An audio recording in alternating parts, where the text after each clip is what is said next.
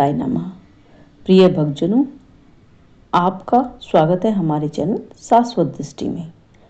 आप सभी को हमारी ओर से गणेश चतुर्थी की हार्दिक शुभकामनाएं।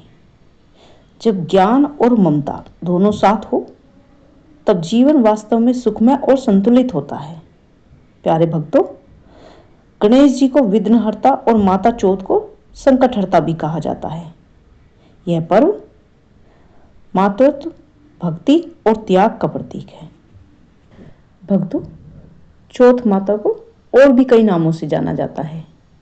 संकटी चौथ माता, संतान चतुर्थी माता, हलषष्ठी माता और कई जगहों पर तो इन्हें गणेश जी की माता पार्वती के रूप में भी माना जाता है। प्रिय भक्तों, आज गणेश चतुर्थी के दिन सुनिए गणपति जी की और चौथ माता की कहानी, क्योंकि चतुर्थी के दिन गणपति जी और चौथ माता की पूजा का विधान है। इसलिए आप सभी को और अधिक पुण्य प्राप्त करने के लिए दोनों ही कथाओं को जरूर सुनना चाहिए। तो आइए चलिए सुनते हैं गणपति जी और माता चौथ की कहानी। प्राचीन समय में कैलाश पर्वत पर भगवान शिव और माता पार्वती निवास करते थे। एक दिन माता पार्वती स्नान की इच्छा से अपने महल में गई। स्नान से पहले उन्होंने अपने शरीर पर उपटन लगाया और उपटन के लेप को निकालकर उससे एक सुंदर बालक की प्रतिमा बनाई। माता ने उस प्रतिमा में प्राण फूके और वह सजीव हो उठा। माता पार्वती ने प्रेम पूर्वक कहा, बेटा तू द्वार पर खड़ा रहे, जब तक मैं स्नान करके बाहर न आऊं किसी को अंदर मत आने देना।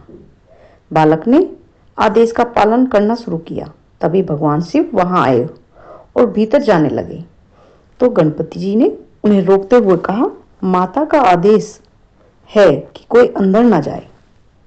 माता के आदेश के बिना मैं आपको अंदर नहीं जाने दे सकता। शिव जी ने कहा, मैं यहाँ का स्वामी हूँ, मुझे कौन रोक सकता है।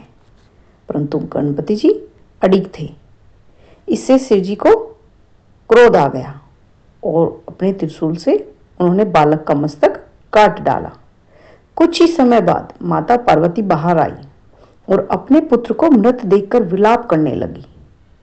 क्रोध और शोक में माता ने संपूर्ण सृष्टि का नाश करने का ठान लिया। उनके क्रोध से त्रिलोक कांपने लगे।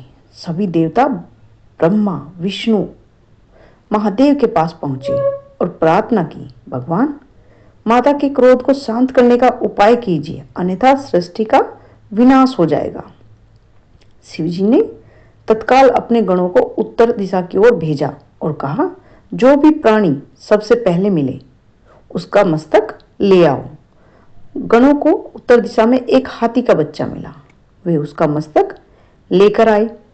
शिव जी ने वह मस्तक बालक के धड़ पर जोड़ा और उसे जीवन दान देकर पुनः जीवित किया। शिव जी ने कहा, तुम गणों के अधिपति बनोगे, तुम्हारा नाम गणेश होगा, तुम्हें प्रथम पूज्य का स्थान मिलेगा।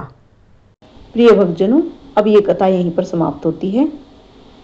प्राचीन काल में एक महिला थी जिसे अपने बच्चों की सुरक्षा और स्वास्थ्य की बहुत चिंता थी।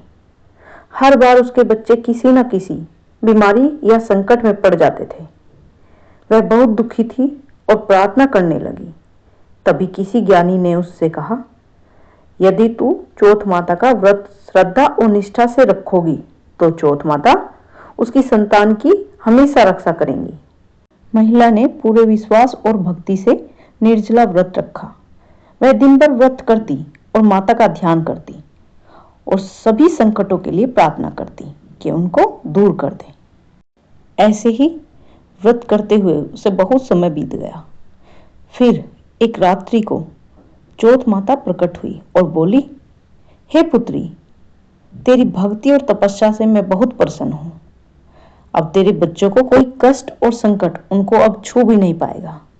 वे स्वस्थ और दीर्घायु होंगे। अब माता के आशीर्वाद से महिला के बच्चों का जीवन सुरक्षित और सुखमय हो गया। गांव में यह कथा प्रसिद्ध हो गई और लोग मानने लगे कि चौथ माता का व्रत संकट से मुक्ति और संतान की रक्षा के लिए अत्यंत फलदायी है। प्यारे भक्तों, अगर आपको ये हमारी कथाएं पसंद आई हो तो हमारे चैनल को लाइक करें, शेयर करें, सब्सक्राइब करें।